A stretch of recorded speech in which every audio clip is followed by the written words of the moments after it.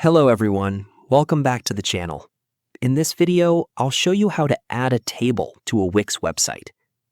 If you want to present information on your website in a clear and organized way, adding a table in Wix is a great solution.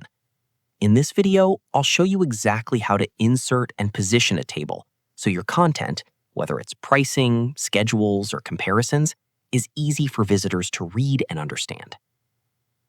Start by opening your website inside the Wix editor. Once you're in the editor view, look toward the top left corner of your screen and click on the plus icon. This is the Add panel, where you'll find all the elements you can place on your site, like text, images, buttons, and more.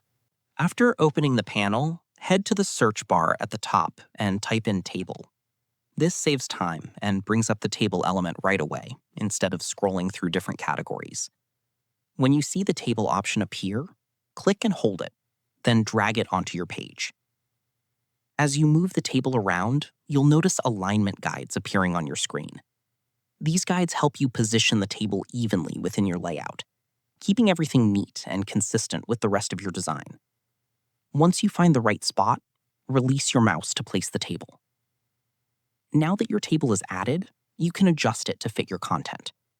Drag it to reposition it if needed, and use the edges to resize it so it matches the space you want it to occupy.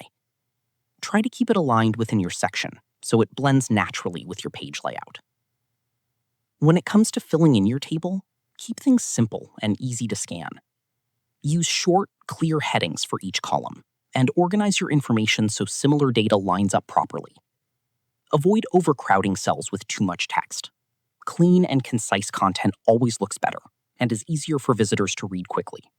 To make your table visually appealing, match its style with the rest of your website.